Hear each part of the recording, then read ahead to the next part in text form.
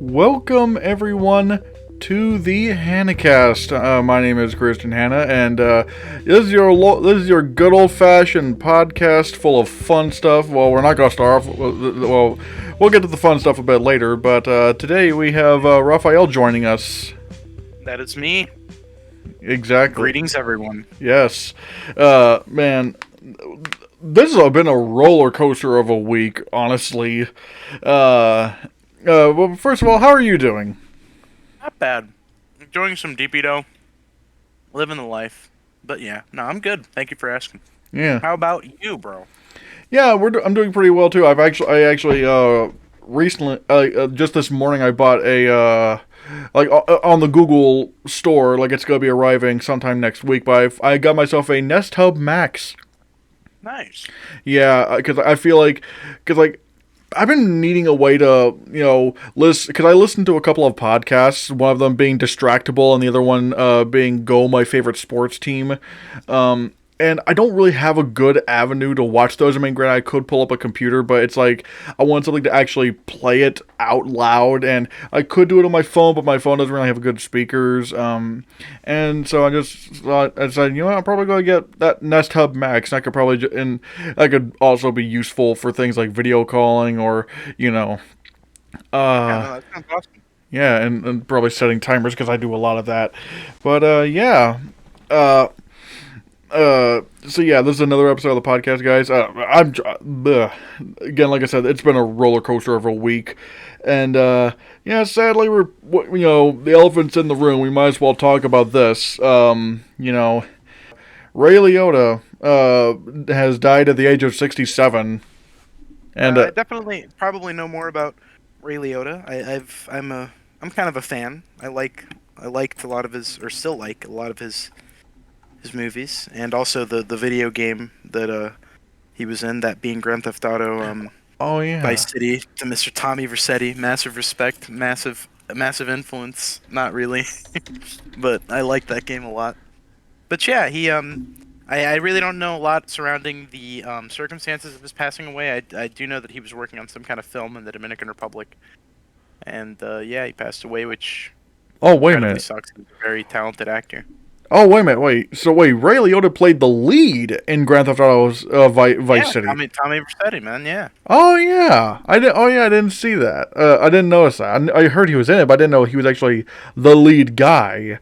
But yeah, that's cool. And That's to me what makes that game a real freaking gangster game. yeah, You got a real gangster to do it. yeah, and he got another. I guess it was, well, granted, I think it was still technically the same audio files, but hey, we got to see him again in the update, in the remastered GTA Vice City.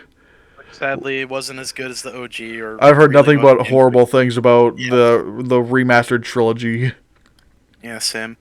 But also he did a lot of other very, very noteworthy roles, specifically relating to, like, tough guys and people in the mob. Goodfellas, hell of a film. Probably one of my favorite gangster movies of all time, ever. Full stop. It's a long one, but it's every minute. For me personally, I was glued to the screen, and then a lot of what sold it was all of the actors that were in there. There were so many A-listers in there. Frickin' De Niro, Vercetti. What's his name? The guy that was in Home Alone. Joe Pesci. Yeah, Joe Pesci. Jeez. Yeah, he won an Oscar for. He was one of the highlights. He was one of the highlights of that movie. Yeah, he went absolutely. Yeah, because he won an what was it? Like, Joe Pesci won Best Supporting Actor for Goodfellas. Yeah, that's honestly, he deserved it, dude. That like his it's a balancing act, and they really nail it. Like, the chemistry between him and Ray Liotta is magnificent. Honestly, he almost single-handedly steals the show. If it wasn't for all the other A-listers they got, like, he would, like, man. But yeah, it's an amazing film, and he was a truly amazing actor. It sucks to, 67 is a long time to live for sure, but still, it feels like it was definitely cut short. Yeah, like, and I've heard, and I've heard what was it, and I've heard that actually, no, not heard, but like, he was also in recently Marriage Story as Yes, as Adam Driver's lawyer. I think it was Adam Driver's lawyer. Yeah, no, I do. Yeah, I remember. Yeah. Yeah, like I said, I've never seen Goodfellas. I will one of these days, but again, it kind of sucks that talent like this has passed on. But his work will live on. His work will live on. Yeah, for sure. It's like Goodfellas is a timeless classic. I don't plan to have kids, but if I do have them, I'm gonna show them Goodfellas. That's for sure. Oh yes, you gotta show little Billy, Goodfellas, and watching Son Joe Billy. Pesci shoot What's someone wrong with you? as early as they can. What's wrong with you? I'm not gonna name my son Billy. Why would I do that? Billy's a fun name. Yeah, I don't know. Billy Copeland doesn't have a nice ring to it. I don't think. Yeah. And speaking of funny things, you showed me this earlier. It's this trailer for this Kevin Spacey movie called Peter Hard. 5'8". Theater 5'8", the hottest B movie coming to a theater near you. Maybe at some point, I Maybe. guess. Yeah. Describe what because you literally showed me this like right before It's I don't right before we hit record, and so just it really sounds made up, but I encourage everybody that has now heard about this to really just go and watch the trailer. But because it really does sound like something out of a fever dream. So they decided to, for whatever reason, put Kevin Spacey, of all people, who's been wrapped up in all sorts of controversy and allegedly illegal activities for literally ever. They decided to get him to star in some kind of murder crime drama question mark. I don't know if it's a drama or a comedy. I really can't tell because like the tone is all over the place. Everything about the trailer is all over the place. Just how I feel like it's going to be with the movie. But it's weird because the movie loosely I don't even know what it's about. I think it's about some kind of hitman. I really couldn't. let me look up the plot synopsis. Please, I should. because the trailer Nope, did there's no not. plot. I looked on IMDb. It says plot kept under wraps. Yeah, plot kept under wraps. What you can draw from the trailer, it's about some kind of hitman. Oh wait, no, here it is. I found. There's like a I think he's like getting revenge on somebody because Hold there on. was like a split second scene about Wait, somebody getting hit by a car and then a wait, body wait, being no, like disposed of. I don't know. I found it, but like for some reason, when you first look at the IMDb page, the top thing for the plot it says plot kept under wraps, but when you scroll down, it says storyline. It has a synopsis right there, and it says a seemingly glamorous real estate agent in a small mountain community is revealed to be an unhinged alcoholic with a dark secret when a charismatic man in black shows up one day at the behest of his shadowy boss, proceeding to follow and taunt her everywhere she goes. And it's described as a thriller. Okay, so they got him in that, and that's what it is. But let me tell you, the trailer is literally all over the damn place. And even with so I don't want to like badmouth a budding film company or team, because everything else other than literally Kevin Spacey and honestly most of the actors is pretty okay. The editing is fine. I don't know. I don't know if I'd say the editing's fine, especially the cinematography. It works out for what it is because it's really their first project. It's fine. The cinematography really sucks. The music is balanced, I guess. But what really stuck out to me was the acting performances, especially from Kevin Spacey. What the director of this? Well, for one, this is. Oh, you heard what he said? No, I didn't hear what he said, but like, he has actually. Okay, well, he is mainly known for doing the visual effects for movie. Like he's done visual effects for movies like Pirates of the Caribbean, Our World's End, Cloverfield, Spiderwick Chronicles, The Golden Compass, A Christmas Carol, like the Jim Carrey one, Transformers: Dark of the Moon, Prometheus, Pacific Rim, Wreck-It Ralph, Inside Out. Huh? What else has he directed? He's directed something called Carrion in 2020 and a short film in 2019 called The Villains. Okay, so he's definitely not an experienced director, that's for sure, and you could definitely see it.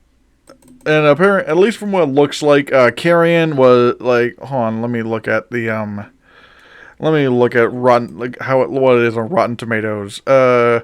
Carrion only has one review, and it's rotten. Yeah, of course. Well, yeah, he's not an experienced director, and you can really tell. That's I kind of was telling you about this earlier. It, this is one of those where I know it's gonna be freaking awful, but what mesmerizes and surprises me the most is just this is a professional. You know, it's an actual film that's coming out. Unless they change their mind because of all the shit that Kevin Spacey has himself in now, but it literally looks like a student project. It looks hilarious. Yeah, it is hilarious. It's like almost the Room levels of almost, not quite. Yeah. Because the Room really, I don't think anything will ever touch that. Yeah, no. But this is very quickly encroaching on the precipice. Like it's unintentionally funny. It's actually hilarious, and I can't tell if it's funny because like of everything I already know about Kevin Spacey, or just how fucking shitty of a thing. Because yes, it's everything I know about Kevin Spacey, but without even all the bad stuff, all the other stuff I've seen him in, seeing him in something like this is just bonkers. It's hilarious. For me, the funny thing is just seeing Kevin Spacey in a movie that's shot like this, like with such shitty cinematography. Yeah. Also, wait a minute. Shitty everything. Hold on, I need to look this up because like not looking at, but I'm looking at the trailer right now, and I think there's like some sort of dummy shot like where he shoots someone. Hold on. Yeah, no. Actually, no. It's a chick? No. He shoots some guy in an orange hat. And then, in the neck. Yeah, like just blood spray. Okay. Yeah, and the fucking sniper rifle. I want you to turn this town upside down, bro. That's literally, I think there's so many bad one-liners in the trailer too. Like that was probably the worst one, but there are a lot of them, and a lot of them come directly out of Kevin Spacey's mouth. But that one didn't. Still, it looks and feels terrible. It looks really, hilarious. Really yeah, dude. If that comes to a theater, I'm actually gonna go see it just for the shiggles. The shiggles. I might go with you because this looks. Dude, no, we got it. That's gonna be. I'm gonna be standing that shit. We gotta like cosplay some of the characters. We gotta like really amp it up. I don't know what we could cosplay as because like these people are just dressed normally. I'm gonna dress up like, dude, I'm gonna buy myself a bulletproof vest and an airsoft sniper rifle. No, don't do that. Don't do that. I'm not really gonna do that. I know. I'm gonna get shot. But I'm gonna get myself a freaking fake. I'm gonna get myself a freaking hitman costume, and I'm gonna go in there with the sunglasses, and then all I'm gonna say to anybody is, I want you to turn this town upside. I'm turning this town upside down. And I'm gonna dress as Ray Liotta's character from Grand Theft Auto Vice City. Oh yes, Tommy Vercetti. Yeah. No, dress as my boss man, and then all you ever say is, I want you to turn this town upside down, and then I'll say my thing. It'll be great. Yeah, this looks funny. I hope again if this just goes on to something, if this just gets dumped on a streaming service, which I'm not gonna, I have a feeling it's gonna just go straight to streaming because I don't see. Like they don't have a choice at this point, like right? Because Kevin Spacey literally, like a few days after the trailer dropped, got charged with 4 counts of sexual assault in the United Kingdom. Yeah, that's not that's a really bad thing. That's not poggers. No, dude, that's super, and it's a super bad thing to have your movie tied to. It's a very not good thing to have your movie tied to somebody like that. And then also, here's what I was going to mention: that the director of the movie, when they like asked him about the choice to cast Kevin Spacey and like what he thought, about him getting charged with 4 counts of sexual assault in the United Kingdom, he literally said something to the effect of, "Some people out there just don't want Kevin Spacey to act, but he has fans around the world." And then I'm just like, dude, stop putting your toes in your mouth. Stop putting your foot in your mouth. Why didn't you just? If it were me, I'd just say, for one, I probably said no comment. Even then, he was already in hot water before. Kevin Spacey was already in hot water before this, so it's like he actively went out of his way to cast Kevin Spacey in this. And it's such an uphill battle doing that because then you have to answer questions like that, and then if he gets into more shit, you're just gonna be further up Schitt's Creek when you were up Schitt's Creek the entire time with less than a paddle and less than a canoe, dude. You were swimming through it. Because, say what you will about, the whole Ansel Elgort thing, but, when he was cast in West Side Story, none of that stuff came out. It's like, you can't blame Spielberg, because, you can't blame Spielberg for that, because, the movie was already shot and finished by the time... No, at that point, it is really a question of hindsight 2020. Right here, right now, with this... It's literally a case of hindsight 0 out of a million. You just done fucked up. You didn't even bother looking back. You just kept looking forward, knowing what was already back there, but you didn't stop. And I just don't understand. this movie looks so funny. So It looks, yeah. yeah, but yeah. So yeah, guys, what are your thoughts on the trailer for Peter Please 5'8"? watch it. Please watch the trailer for Peter 5'8". It's gonna be the funniest thing you've seen all week. Exactly. It's a nice eye bleach, honestly.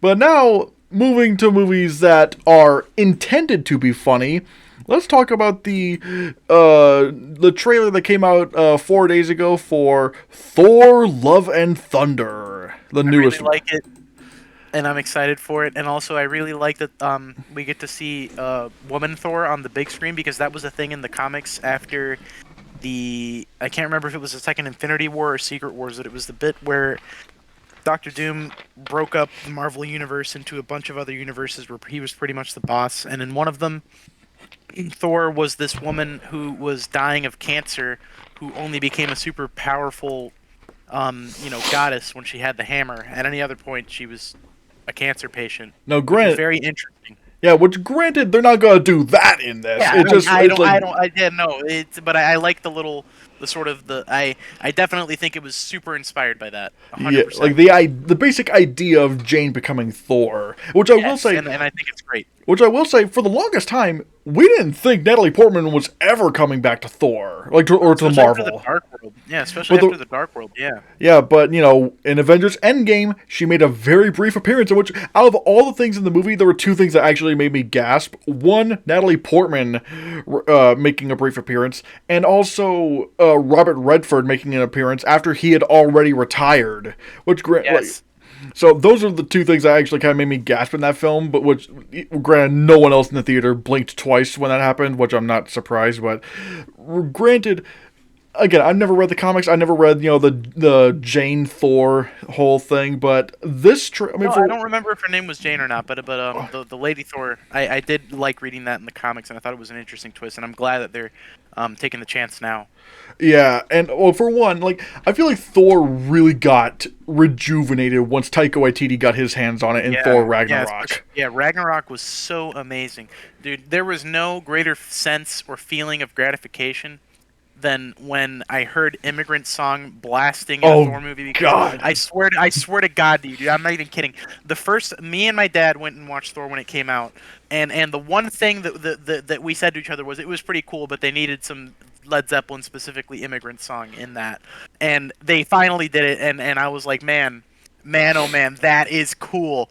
Yes, it really, really, really, really, really works. I liked it a lot. But yeah, Taika Waititi really popped off. Yeah, because and the funny thing is, he actually didn't write that movie. He actually only directed it. But in this film, in Thor: Love and Thunder, he did get to write the script. So this film is all Taika Waititi, and there's just so many things to talk about it. Like, for one, it looks like Korg is going to make a much bigger appearance. I really liked him. Yeah, because the funny thing about Korg is that after Avengers Infinity War came out and, half the Marvel Universe got dusted, the one thing that was on everyone's minds was, where's Korg? What happened to Korg? And everyone, they never answered it until the movie came out, and, it turned out, oh yeah, he's alive.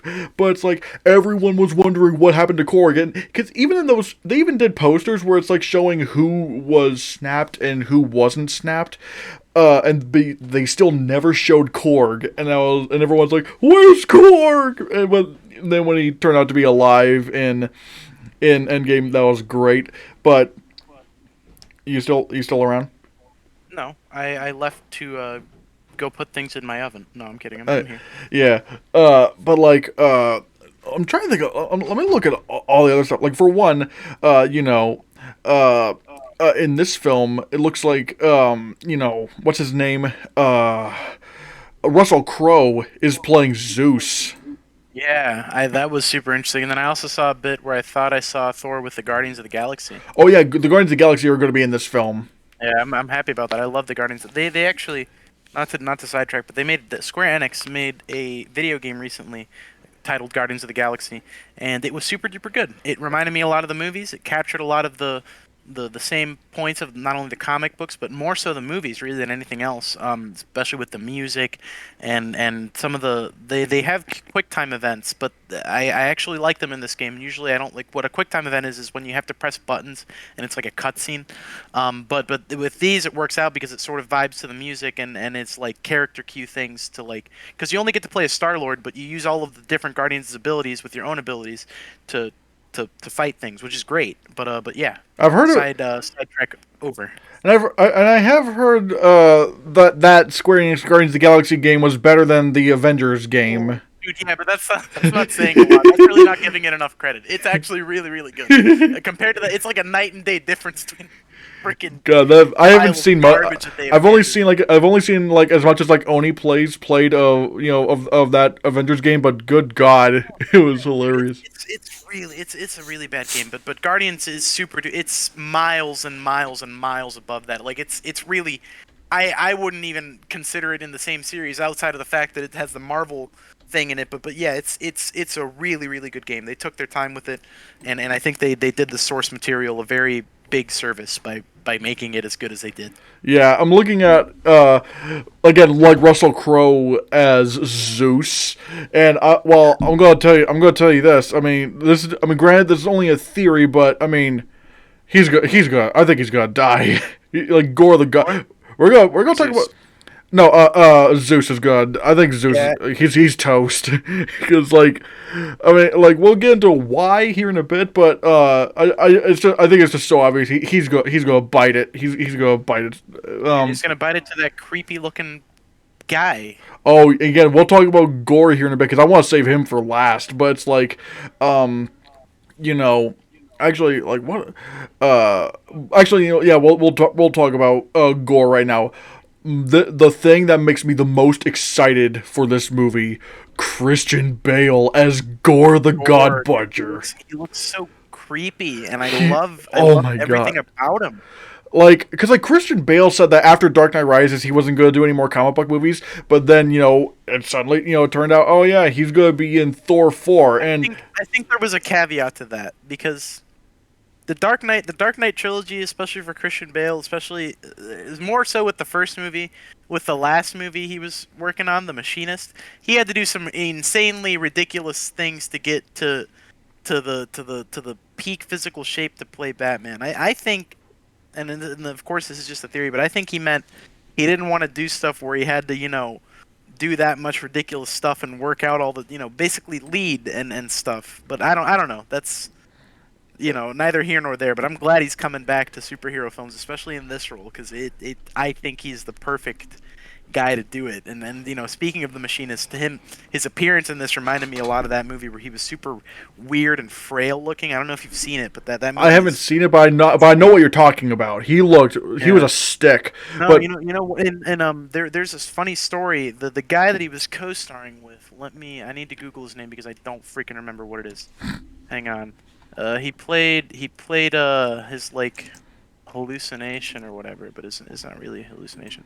His name is John Sherian, John Sherian. Or no, it was Michael Ironside, one of the guys that was in the movie he was co-starring with.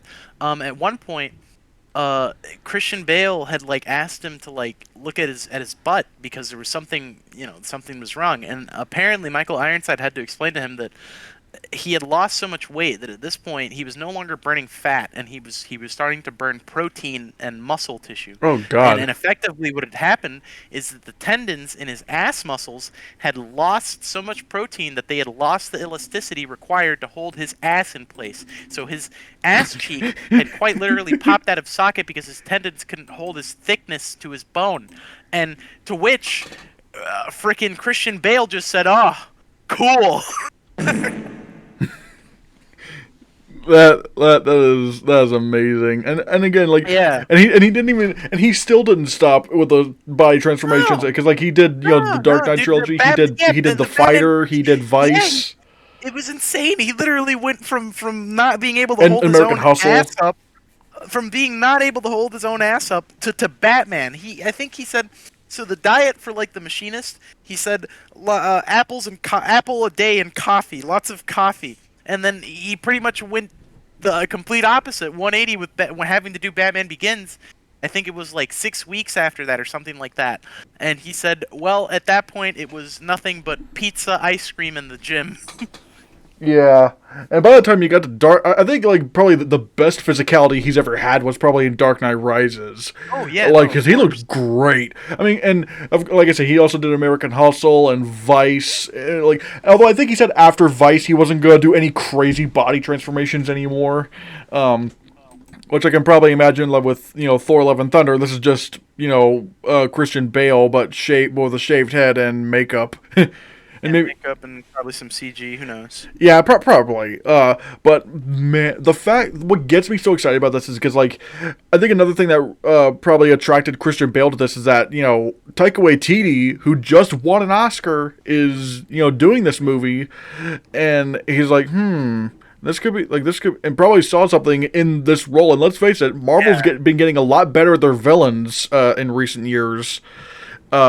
I'm so excited over this. Mainly, I was already really looking forward to Thor: Love and Thunder, but I am now really excited, mainly because of Christian Bale as Gore the God Butcher. This guy is going to wreck shop, and I'm telling you, he's like Zeus is toast.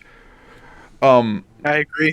Also, one thing that I also forgot to mention, another thing that really excites me. Did you see that part in the trailer where it looks like Sin City, like Gore and Thor are going up against each other, but it's like really stylized black and white? Yeah. Oh my god. This is one thing I love about what Marvel's doing now. They're taking chances with unorthodox visuals, like with again, we saw in Doctor Strange in the Multiverse of Madness, they had this great fight scene, not giving too much detail but involving musical notes, and it's like that's The mirror sequence was also super duper. yeah, it's so fucking creative, and like I love these out of the box ideas. So I'm wondering what this whole fight scene is going to be about, but I'm really excited for it. And also, I just realized, have you noticed that YouTube has been, showing more, what am I saying? That YouTube, when you go through a YouTube video, it shows you what are the most replayed parts. No, I didn't notice that. Yeah, like I'm going to send you the Thor trailer right now, and you can probably guess which scene has the most replays. I'm gonna let you try to find that.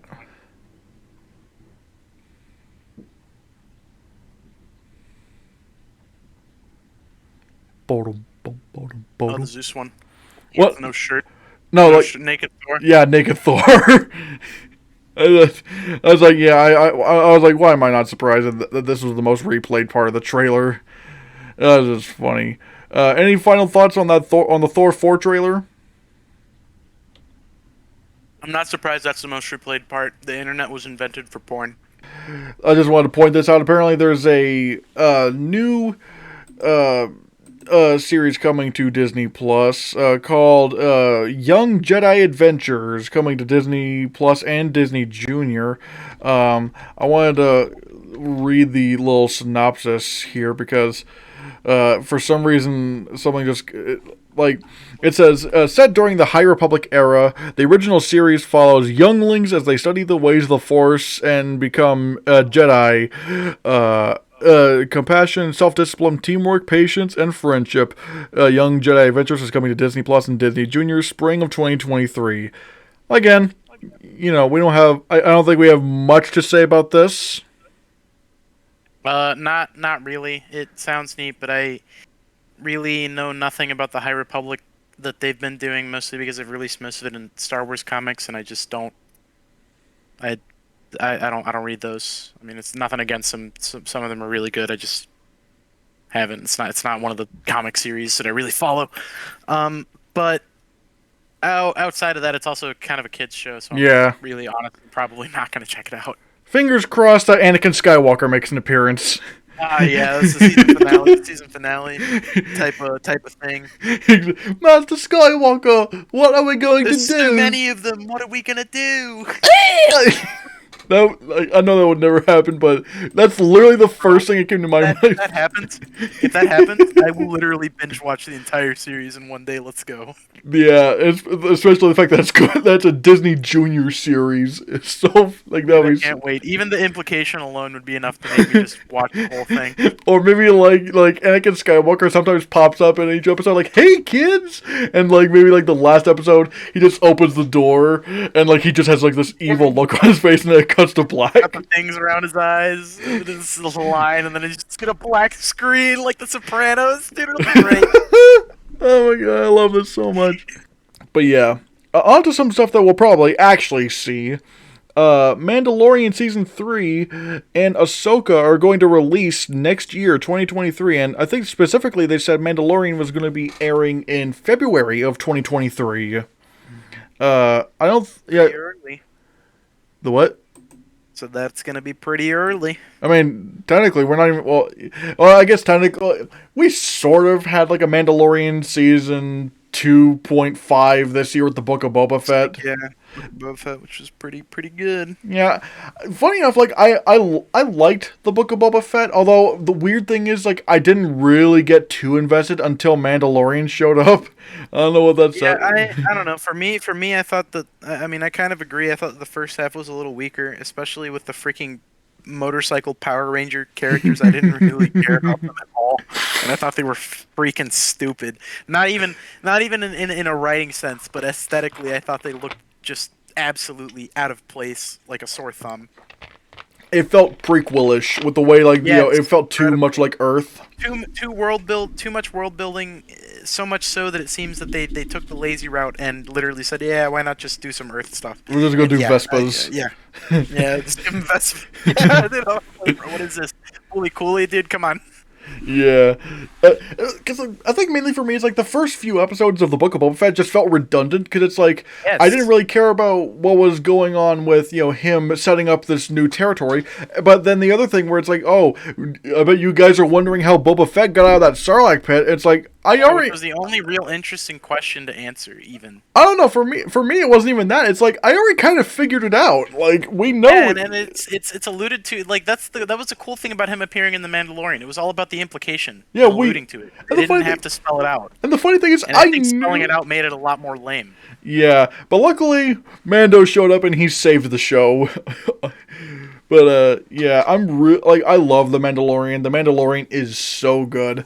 It's amazing. One of the best space westerns ever.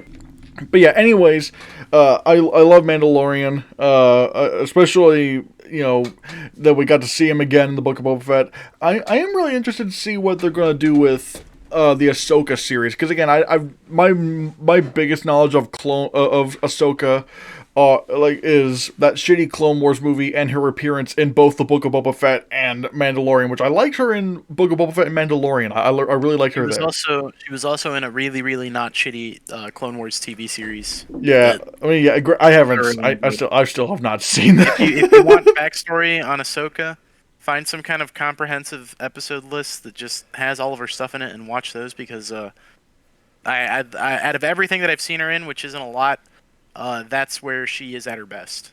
Yeah, again, like I said, I just haven't gotten around to watch that. But like I said, I do really like her in Mandalorian and Book of Boba Fett. I really liked her live action appearances, and I'm excited to see. And apparently, there's rumors going around that that Mina Massoud from the Aladdin movie, from the live action Aladdin, is going to be playing Ezra.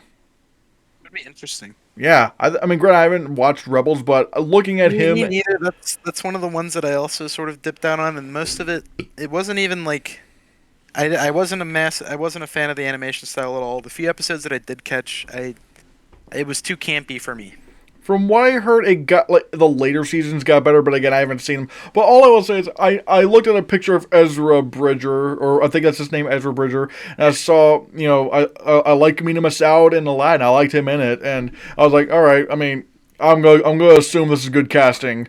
But yeah, I can't wait to see what they do with Ahsoka in her series next year. I think Bryce Dallas Howard is gonna be directing episodes of I know she is confirmed to direct another episode of Mandalorian next year. I don't know if she's going to be helming the Ahsoka series. I don't know, but all I know is that I love what Bryce Dallas Howard has done when she's directed, Mandalorian episodes, and even that one Mandalorian episode of the Book of Boba Fett, which again is kind of weird that the most interesting part about the Book of Boba Fett is not even Boba Fett. It's literally the guy whose TV show you spun off from.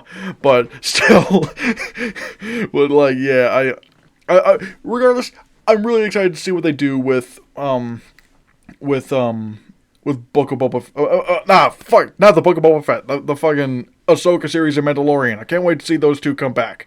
Whew. All right.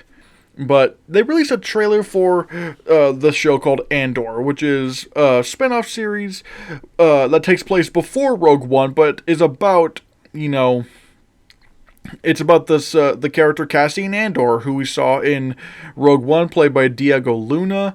And this is going to be showing a lot of more of the dark side of the rebellion. I mean, not literally the dark side, but it's, some of the not clean and not the squeaky clean things we know from the rebellion. It's going to be a lot like Rogue One, where it puts you where it's more focused on sort of the realisms and the grittiness of war. And I don't know, what are your thoughts on the trailer for Andor?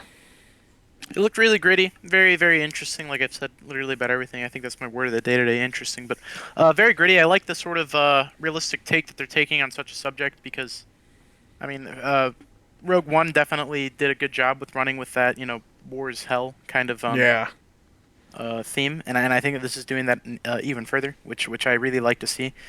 For me, I think one of the biggest problems of all Star Wars material, even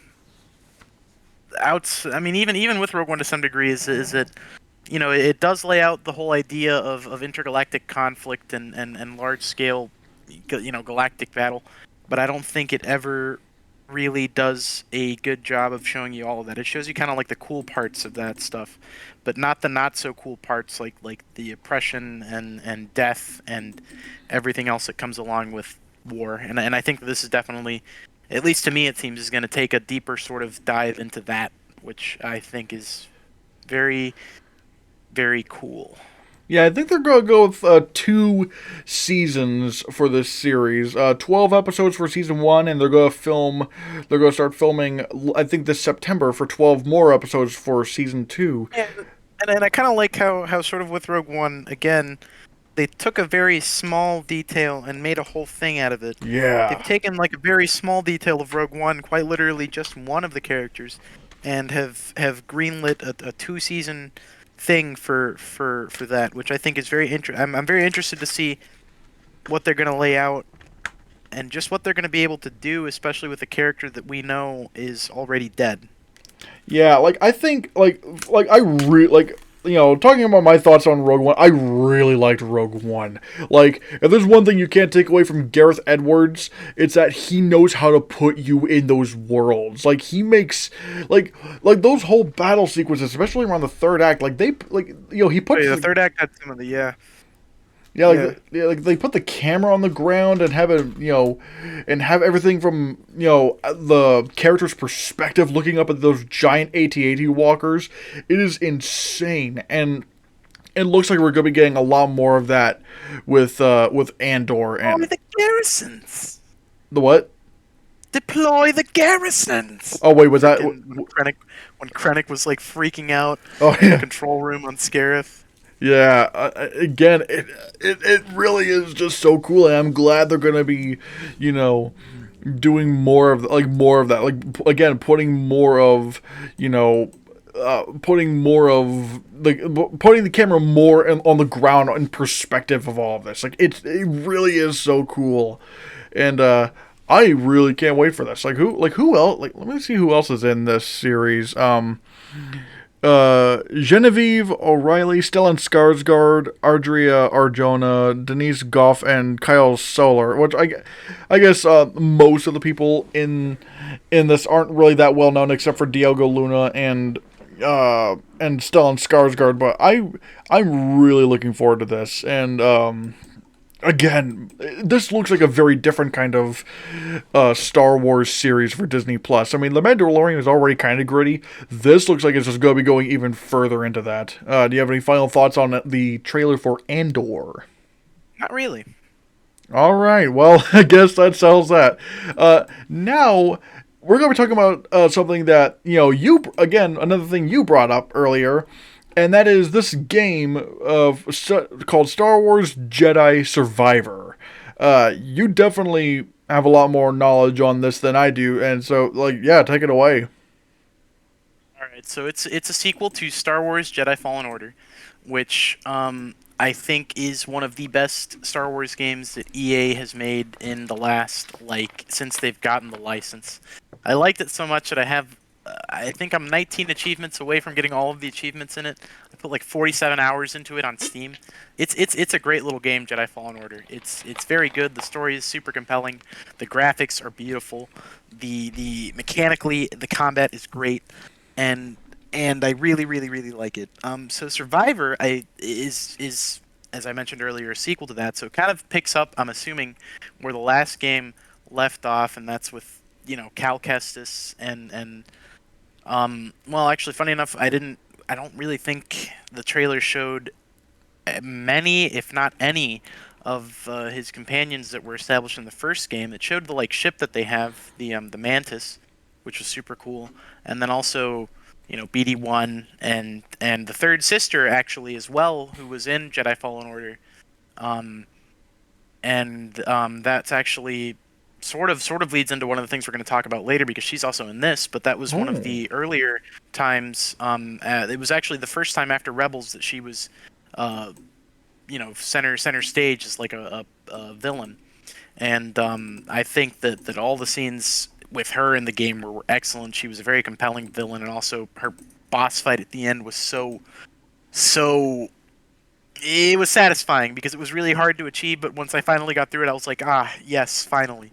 But yeah, this game looks really interesting. I'm very interested to see where they're going to take the storyline, continuing from how the first game ended. And also, I'm very interested to find out who that dude in the tank in the trailer is, because, I mean, I really did not recognize him at all. So I'm interested to see what they're going to be pulling out of their sleeves with this one. I know who it is. You know who it is? It's the lead character from GTA Vice City. Oh, Tommy Vercetti. No, it's Jar Jar Binks, dude. You're keeping Jar Jar Binks on ice because he's so powerful. Musical Poopy! Yeah, no, I mean, you laugh, but he's the man that pretty much gave control of the Senate to the Emperor, so he's got a lot of blood on his hands. He's got a lot of icky goo on his hands. Literally. Oh, dude, icky. Also, I just realized I'm assuming this guy's a villain in this in the Star Wars Jedi Survivor game. He looks like Nosferatu. Yeah, Nosferatu and Palpatine had a baby. Exactly. I like his fingernails, dude. That guy needs a manicure. Yeah, sir. Unless he's one of those Visco girls, Yeah, pretty much. Where's your hydro flask? What are you Slay? That's awkward. And I oop. And I oop. There it is. Oop. Yes, fart jokes are always funny, but yeah. I'm too mature for fart jokes. My IQ is too high. Really? Yeah, I lied. This is so stupid. Pizza. But yeah, I don't know anything about this game, but all I know is that it has Nosferatu, and it has an actor I think I know of playing the lead. He was in the Netflix series Shameless. I think he also played that shitty Joker from Gotham. Yes, he did. Yeah. What is the name of that actor? It was right on the tip of my tongue. Cameron Monaghan. Yeah, Cameron Monaghan. Yeah, that's the boy. He was in Gotham, Shameless, and he was also in Click. Fun fact. Wait, he was in Click? Yes, he was in Click. What? The only movie that's mattered. I remember liking Click. especially the third act. Like I love the third act of that movie. I accept that movie is garbage, but also I watched it when I was like 6, so Oh of my course I'm god! gonna like it. Oh my god! Wait, O'Doyle. It was he played O'Doyle in Click. Bro, yeah, dog. Also, the O'Doyles are like literally all over. Like, what is with Adam Sandler and his obsession with the O'Doyles? Like, it's. I think it's like a payback thing. I think he was just like very heavily bullied as a child by somebody, a family of people with the name O'Doyle. So now he's made it his like, and this is just a theory. This is just like a tinfoil hat theory. But now he's made it his like mission in life to completely ruin the name O'Doyle by making them like the biggest assholes in the universe. Oh In yeah. all of his movies. I think you're gonna like this. I'm sending you a picture of the act of Cameron Monaghan holding up a picture of a DVD of Click. You have a signed DVD copy of Click. Oh my freaking Christ! I mean, hey, you know what? That's amazing. That's fire. That's fire. It is fire. But yeah, you know, I know a lot of. I wish I could click myself back in time to prevent my birth. Oh, I don't. Click myself out of existence, you know? I'm trying to think of a joke, but I can't. But anyways, guys, what do you think of the trailer for Star Wars Jedi Survivor? I know a lot of epic gamers are going to be really sussy on this, so let me know your thoughts, and yeah. I'm a monk in it. Among Us, oh my god, Among Us. What if Among Us comes up with a fucking Star Wars promo, and like you get to be like characters from Star Wars in Among Us? That would be so hot. The Among Us crewmates are so sexy. Exactly. You know they're coming out with Among Us VR? I have heard of that. That's gonna be funny. Yeah, dude, it's gonna be super sus. It's gonna be amazing. It's gonna be I'm gonna go around slapping all my fellow crew members on the ass. exactly. Who wouldn't? Right before I murder them because I'm the imposter. I'm gonna make them trust me because I've been touching their butts all game. God damn. Just kidding. I'm not sus. It's not me. It's Christian. He's sus. Sorry. I saw him No, vent. I'm not sus. I saw him vent. Right. Hey, audience. Sussy baka. Man, how dare you? How dare you, Raphael? How dare you do this? Yeah. Oh, an emergency meeting? What? Was that what that noise was? Was that the emergency meeting? What, this one? Or this? Yeah, that's the emergency meeting noise. Oh, man. Emergency meeting under the covers. As Captain America always says, I can do this all day. Yeah. But yeah. I think our penultimate our penultimate topic today, Obi-Wan Kenobi dropped its first 2 episodes, and first I will say, thank goodness they dropped the first 2 episodes at midnight. 9 p.m. for you California people out there. Oh god, that's dogs. Yeah, but honestly, 12 like midnight is perfect for me because like that's when I get off work, and so I can just. It fucked me over to death. It made me late for work today because I didn't end up going to bed until like 2. Oh shit! I'm sorry, bro. It's not even your fault. It's Disney's fault. How dare you? How dare you, Disney Plus? Honestly, in all actuality, it's my fault for choosing to watch Disney Plus instead of going to bed because I knew I had to be at work. I just said, but Star Wars. But Star Wars. But Star Wars. Yeah. Literally. Yeah, that was my brain last night. and I go, oop. But yeah. Anyways, I've been looking forward to Star Wars, to Obi-Wan Kenobi. I thought, because like out of all the things in the prequels I had problems with, none of them were Ewan McGregor as Obi-Wan Kenobi. I thought he was a fantastic.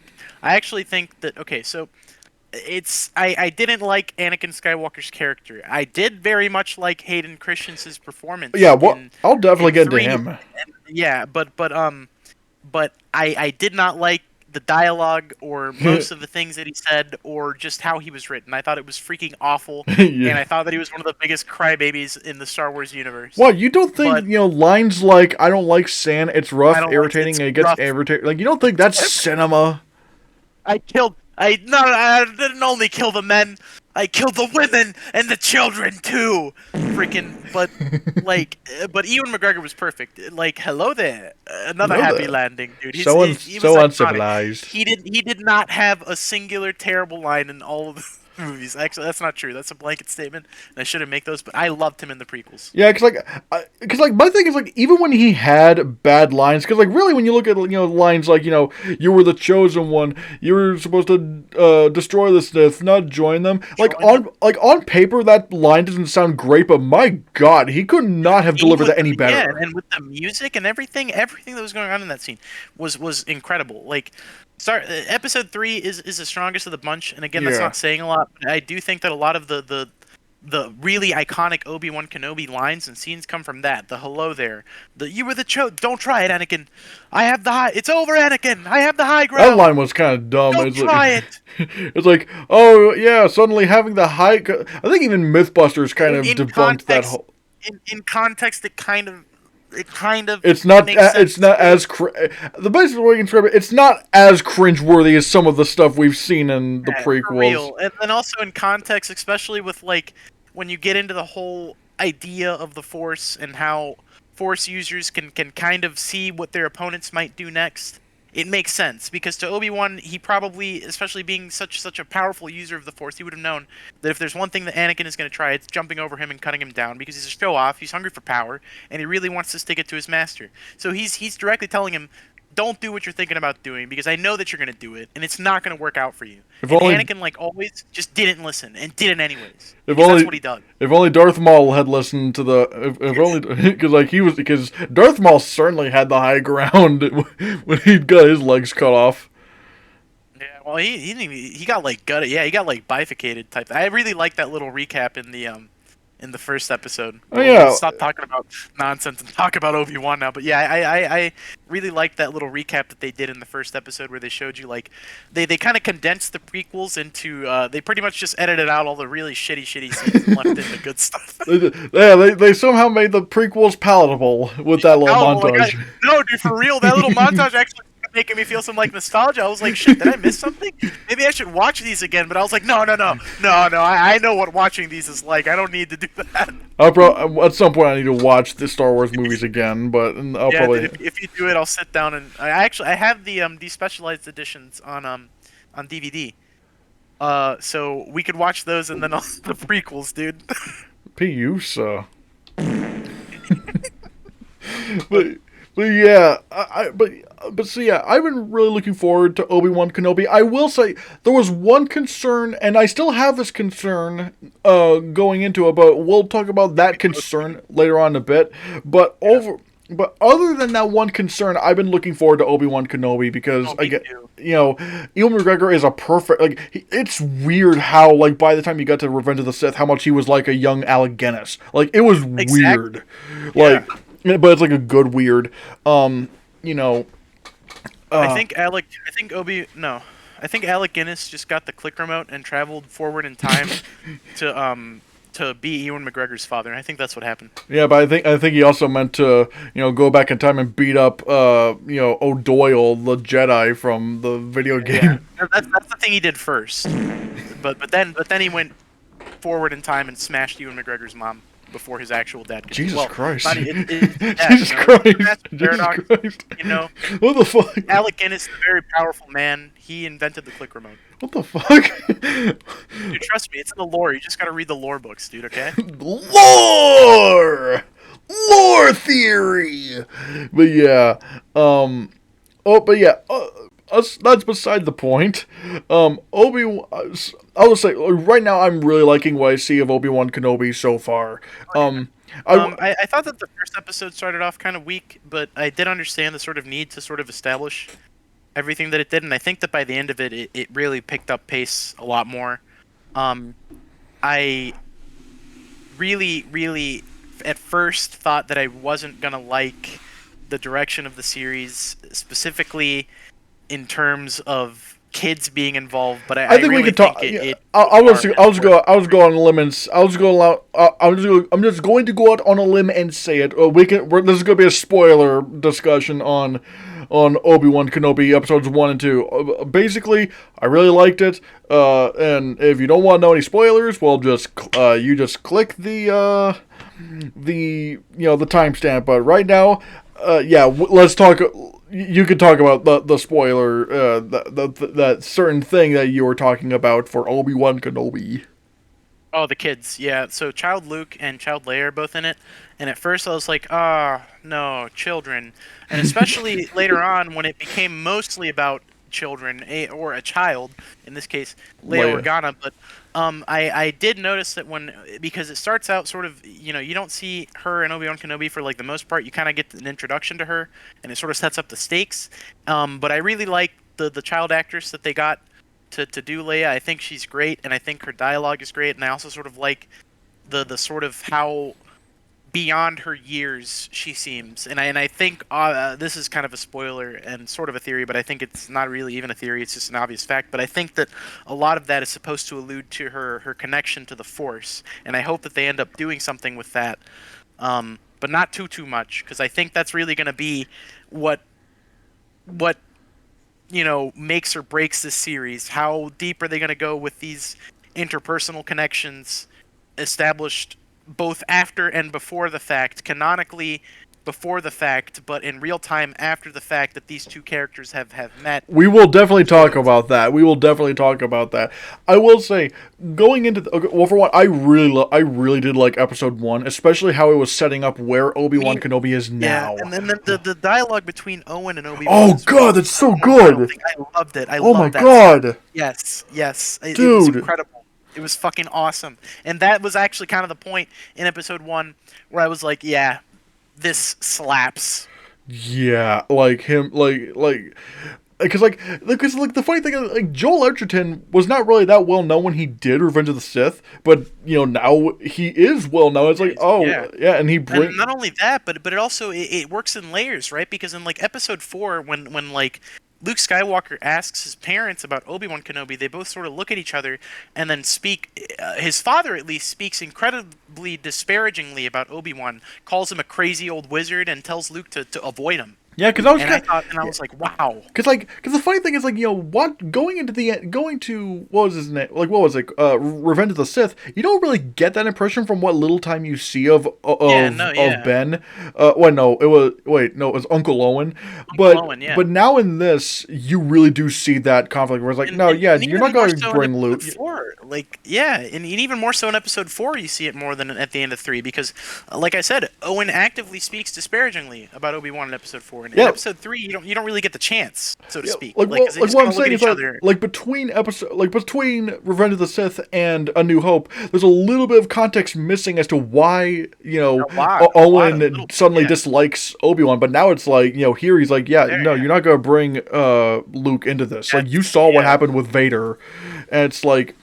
That was so especially when the villain, like, what's the third? I think her name is the third sister. Yeah, when she confronts Owen, and he just has like that was so good. And I'm not. And it was so tense. And at first, I won't lie to you. At first, I really didn't like that scene, and it took me a bit to sort of warm up to the third sister's character. Like, until I truly started to understand, like, her whole like obsession and stuff.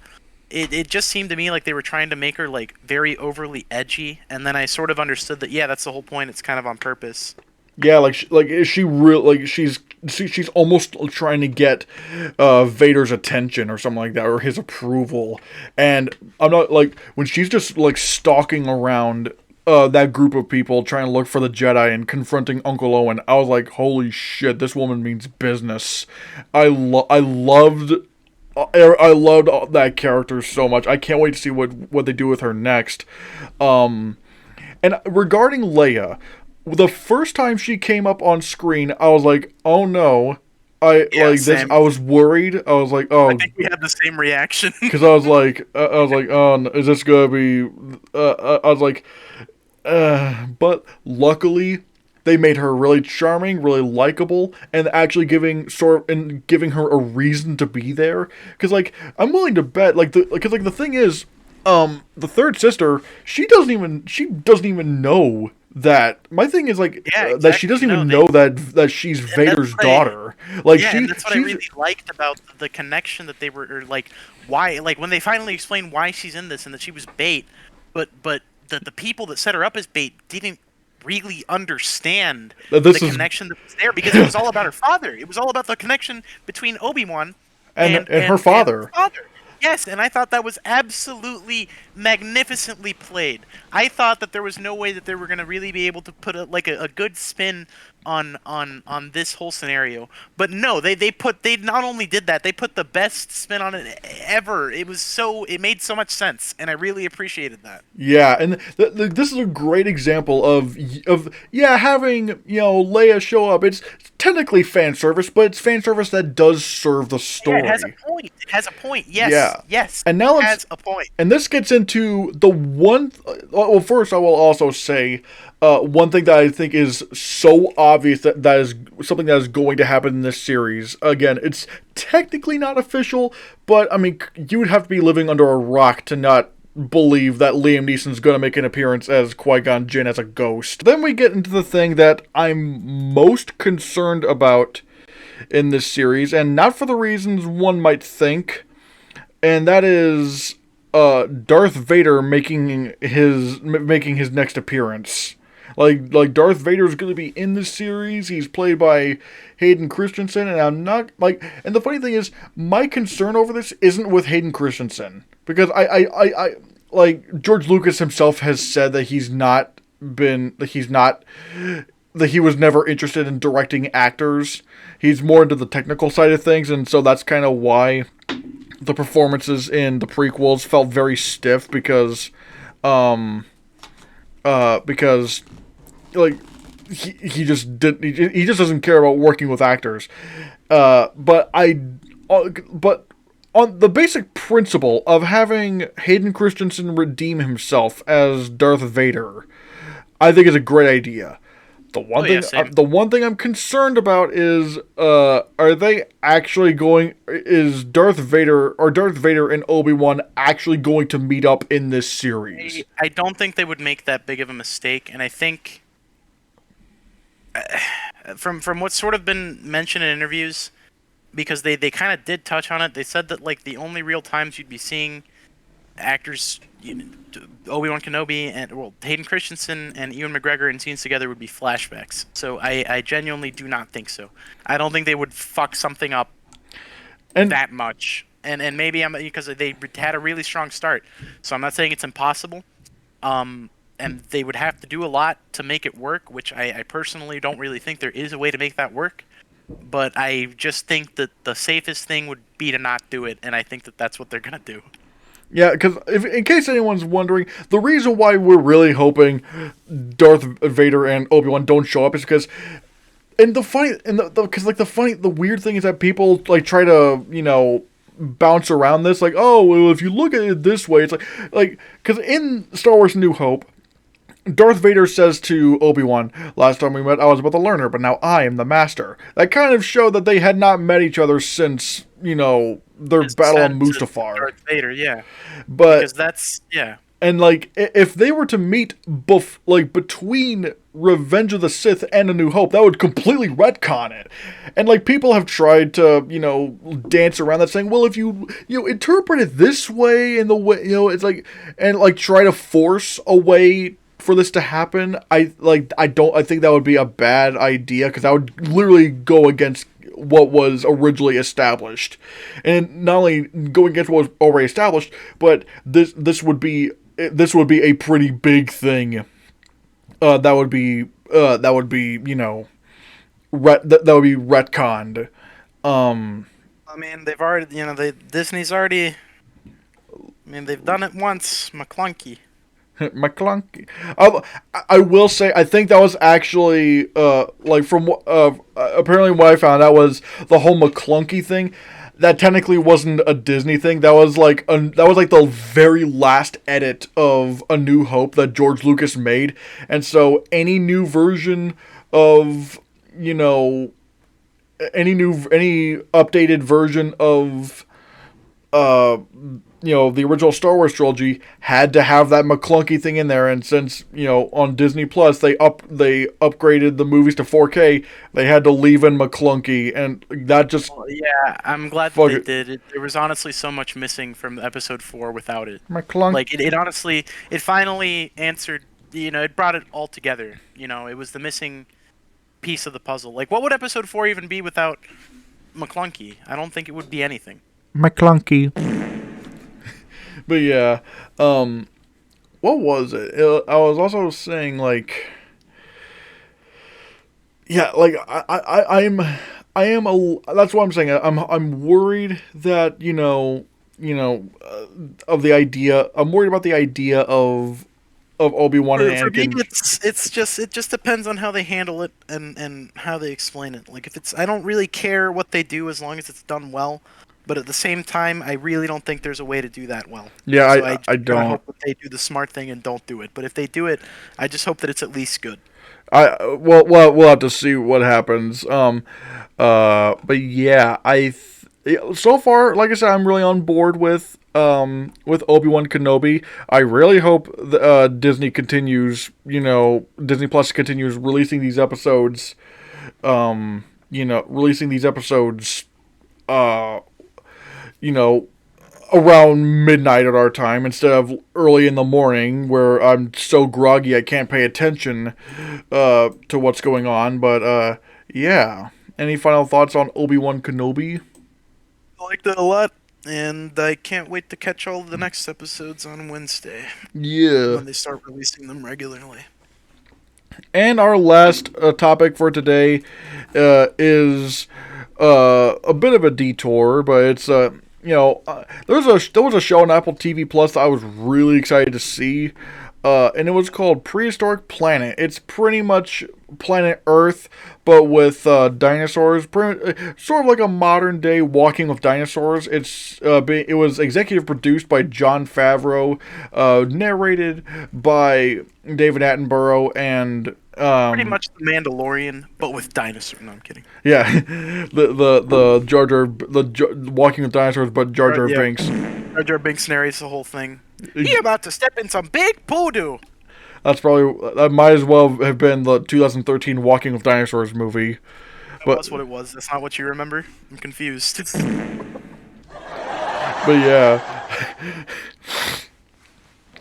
And Hans Zimmer does the music for... Oh yeah, and the music, man, the score, everything. It's... The whole thing is a chef's kiss. I like coming out of Prehistoric Planet. This is like the one thing I can really say about this. I'm going to say more things about this as well, but I hope to God we get a season 2 of this because my God, like this is exactly what this is exactly what. Hold on a second.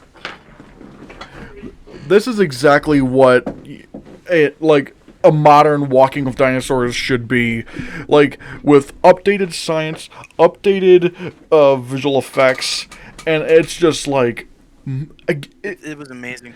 Honestly, the only bad thing I can say about it is that I'm super bummed that we didn't get a theatrical release. Like a freaking, I know it's not possible. It's not possible. But holy hell, would I have appreciated the shit out of a feature-length film with that level of detail and visual fidelity. Yeah, like first let me just talk about the CGI because holy God, dude. Yeah. This is like up there with like Mandalorian and Book of Boba Fett as like some of the best CGI I've ever seen in a television series. And the funny thing, yeah, they almost look real, dude. Like that's I was watching this with my girlfriend, and that's one of the first things that she turned to me and said. She was like, "God damn, those almost look real." Yeah, like that, like this literally blows any other movie's like dinosaur CGI out of the water. Like as great as the CGI was for Jurassic World: Fallen Kingdom and that Walking with Dinosaurs movie, even they pale in comparison to this, which is insane. I mean, and one thing is how good it looks, but also how accurate it is. Because like really, especially with what was one of the ones that really made me go, "Damn!" That it's like I'm looking at a bird. The Velociraptors, man. The part where they're like doing that whole little bit on the waterfall. When I was looking at those raptors, man, like when you got those close-up face shots of them, I was like, man, those are some bird-like dinosaurs. That looks like a very big, terrifying bird.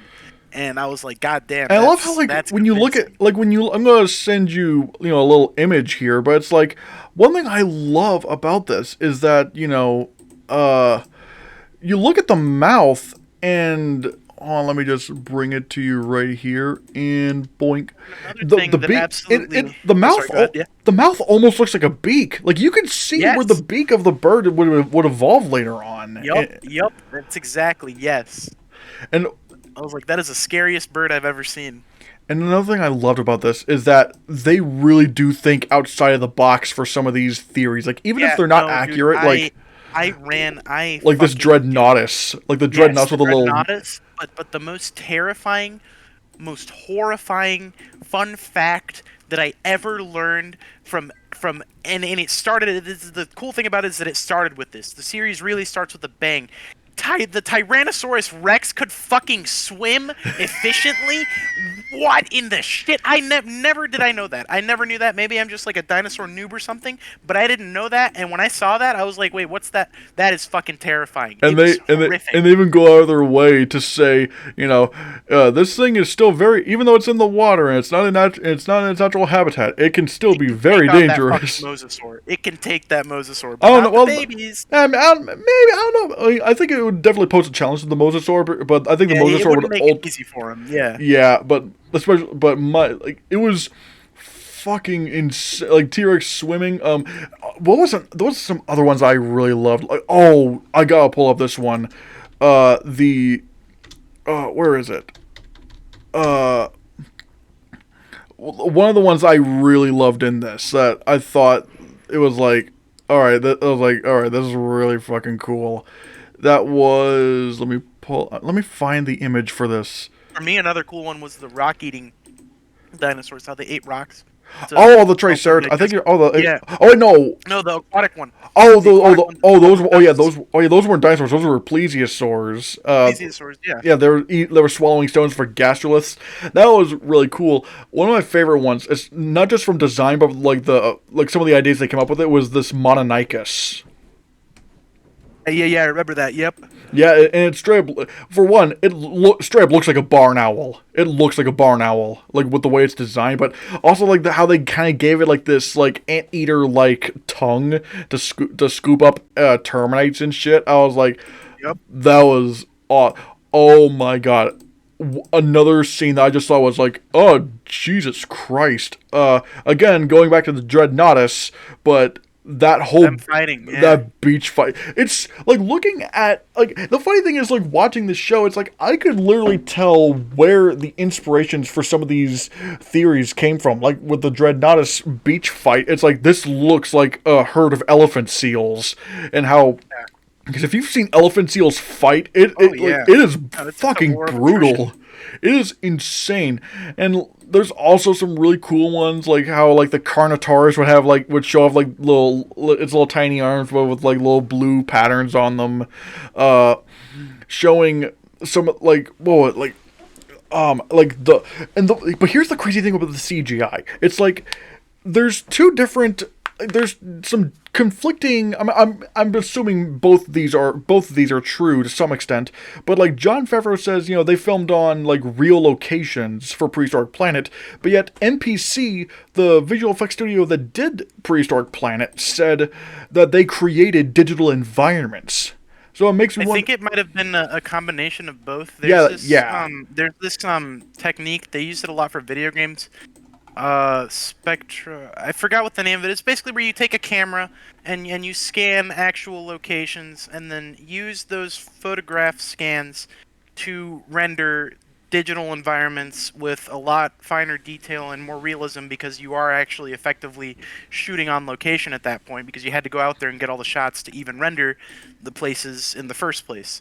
So I think that might just be a disconnect in the explanation of that. I don't know how experienced Jon Favreau himself is with VFX or anything like that, but given his track record with VFX movies, I'd say like I think maybe there wasn't like miscommunication. I think both, like I said, like you were saying, both are true. Maybe some of these environments, like they actually did shoot for real, and then some of the environments were CGI. Regardless, I can't tell which one's which at times. Like if there is a scene that's completely CGI, could have fooled me.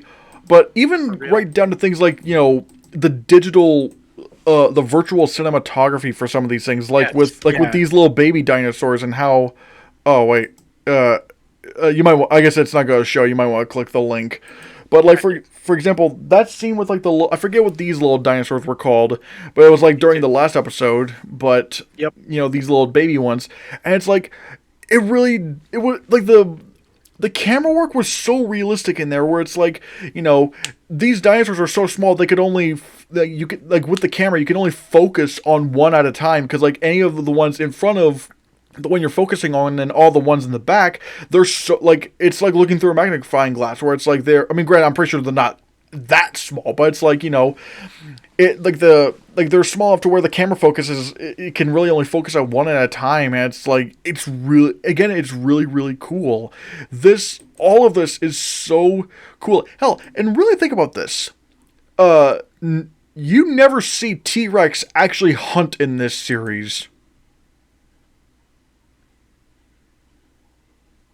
Yeah, yeah, I noticed that. You see them kind of you got to see that relative of the T-Rex. I forgot what the ice ones Oh, were. Nanooksaurus. Nanooksaurus. Yeah, you did get to see them sort of initiate a very long and drawn out hunting, but you get to see him right after in that one episode where they show you them mating. And it's like And then already you get feeding on to- a dead you get to see them Triceratops. yeah, and then you get to see them scavenging for food on the shores of the beach in the first episode when the babies are sort of and I wouldn't even call that hunting because they're not really hunting. I mean, I guess they are technically, yes, because they're. But it's like we don't seeing see them and hunting eating in a them. traditional sense. Like, Yeah, it's like we yeah, always but see I like mean, T-Rex taking yeah. down big dinosaurs in these shows, and it's like this is a really interesting change of pace where it's like we never actually see the big epic T-Rex No, fight. if anything, I'd say this show we get to see more or a lot more of the T-Rexes in their most vulnerable positions because mostly Yeah, we see them swimming away in the first episode at least. You only really get to see them swimming away from avoiding death from a mosasaur, and then reaping the rewards of crossing the channel in the form of eating turtles.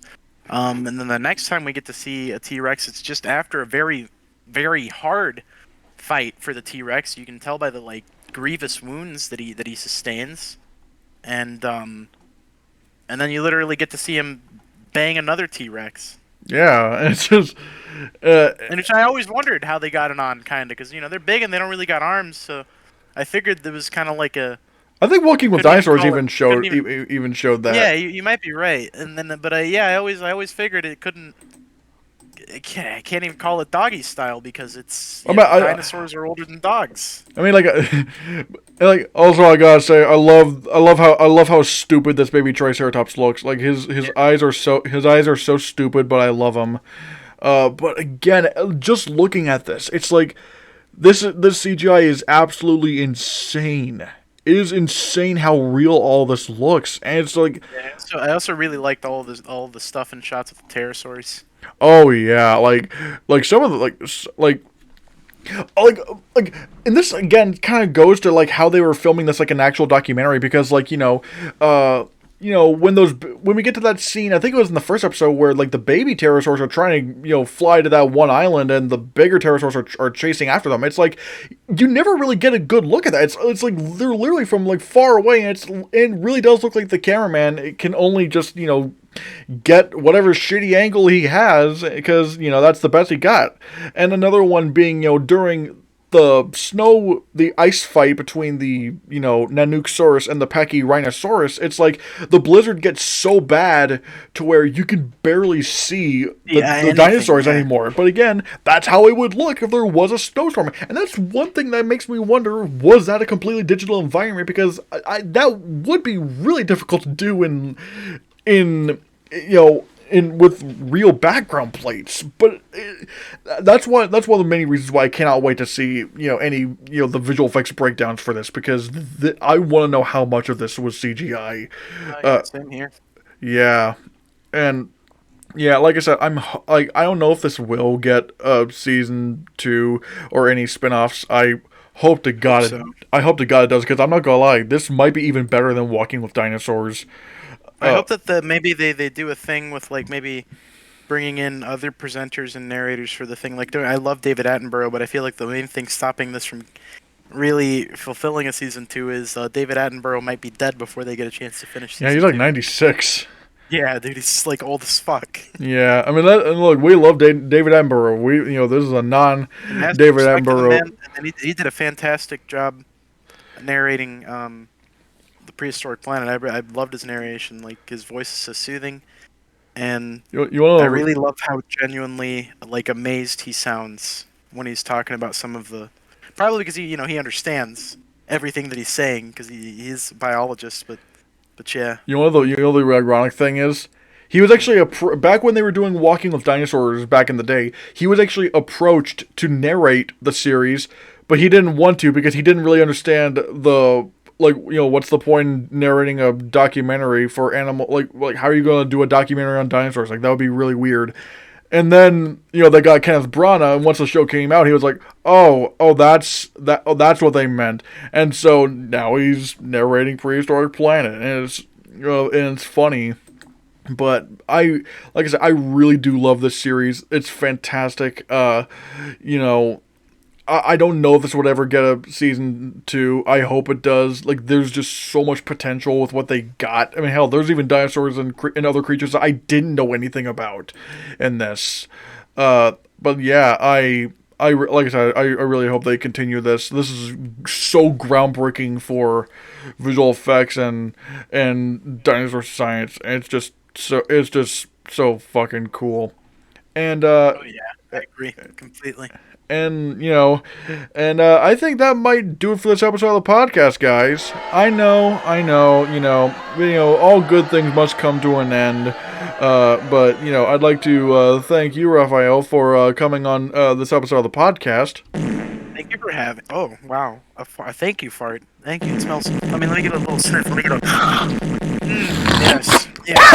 Oh Yes. God, some saliva got my throat.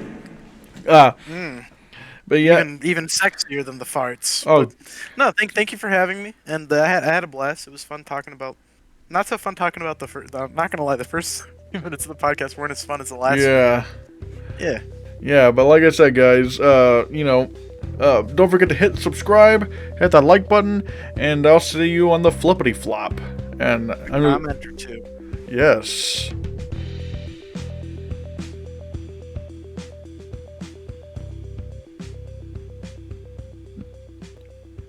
Is this the flippity flop?